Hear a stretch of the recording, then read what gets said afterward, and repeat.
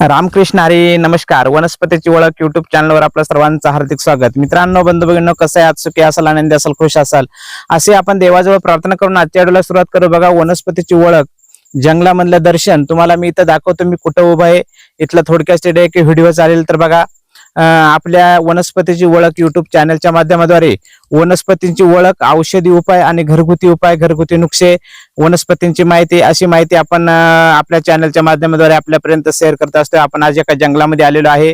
तर ह्या जंगलामध्ये काही वनस्पती मिळतात का बघू. पाऊस पडलेला आहे, हिरवगार गवत उतरलेलं आहे. इतक्या काही सगळ्याच वनस्पती उतरलेल्या नाहीत, परंतु काही प्रमाणात उतरलेल्या आहेत. तर आज मी तुम्हाला इथं दाखवतो एक वनस्पती. बघा ही. तर ही वनस्पती आता मी तुम्हाला इथं खांदून दाखवतो.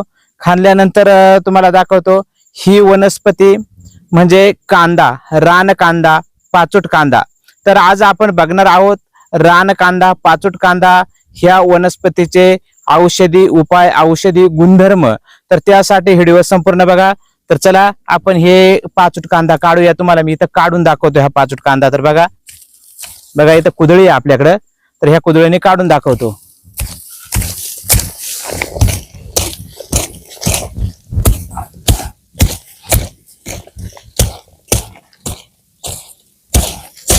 कांदे दाखवतोय. हे बघा,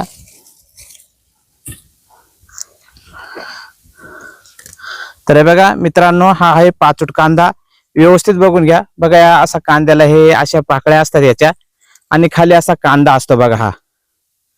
आता हे मातीने माखलेले, हे सोलल्यानंतर हा कांदा कसा असतो? सफेद असतो. बघा, सफेद कांदा असतो. तुम्हाला मी थोडी आपण याची टलखरं काढू. व्हिडिओ थोडा लेट होईल, परंतु तुम्हाला माहिती सटीक देण्यासाठी. हे बघा,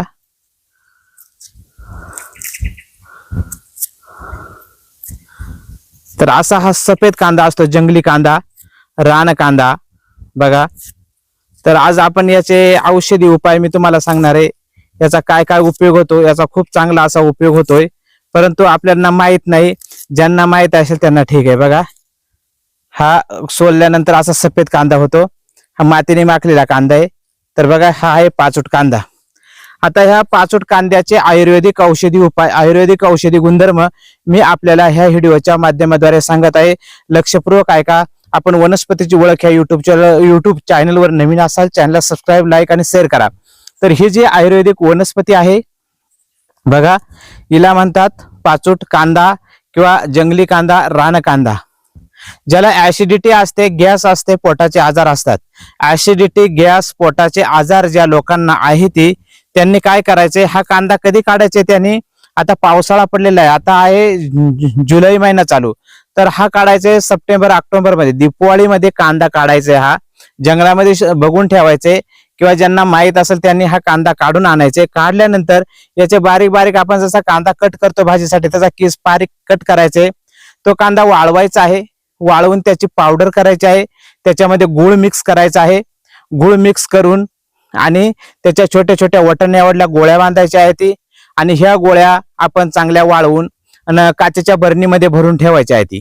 लक्षपूर्वक ऐका. कांदा बारीक किसा, त्याच्यामध्ये गूळ टाका. गूळ टाकून गोळ्या बांधून ठेवा. ज्याला ऍसिडिटी असेल, पोटदुखीचा आजार असेल, ऍसिडिटी असेल, खाल्लेलं पचत नसेल, ऍसिडिटीचा ज्याला त्रास आहे, त्यांनी 2-2 गोळ्या पाण्यासोबत घ्या. तुमची ऍसिडिटी, आयुष्यभर तुम्हाला ऍसिडिटी होणार नाही. केमिकलच्या गोळ्या खाण्यापेक्षा आयुर्वेदिक गोळ्या तुम्ही स्वतः बनवा, स्वतः खा. बघा, ज्याला कांदे पाहिजे असतील त्याला आपल्याकडनं कांदे मिळून जातील. आपल्या चॅनलला सबस्क्राईब करा. आपल्या चॅनलवर तुम्हाला कुठला तरी व्हिडिओ भेटेल, त्याच्यामध्ये नंबर आहे. तर नंबरला कॉल करा. कांदे पाहिजे तर त्यांनी मला कॉल करू शकता. तर बघा, असा हा पहिला उपाय झाला. दुसरा उपाय, ज्याला फिट्स येते, ज्याला चक्कर येते, ज्याला फिट्स किंवा चक्कर येते, त्यांनी हा जंगली कांदा फोडायचा आहे. फोडून ज्याला फिट आलेली आहे त्याला वास द्यायचा आहे, किंवा याचे 1-2 थेंब रस नाकामध्ये टाकायचा आहे. असा उपाय 2-3 वेळेस केल्यानंतर फिटचा आजार पूर्णपणे बरा होतो.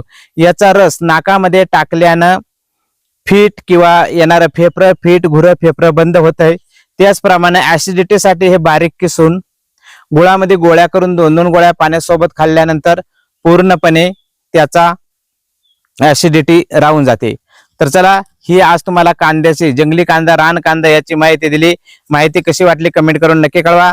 अशाच माहितीसाठी आपल्या चॅनलला सबस्क्राईब करून ठेवा. चला भेटू उद्या नवीन माहिती नवीन व्हिडिओ बरोबर. तोपर्यंत धन्यवाद. रामकृष्ण हरी, जय धन्वंतरी भगवान.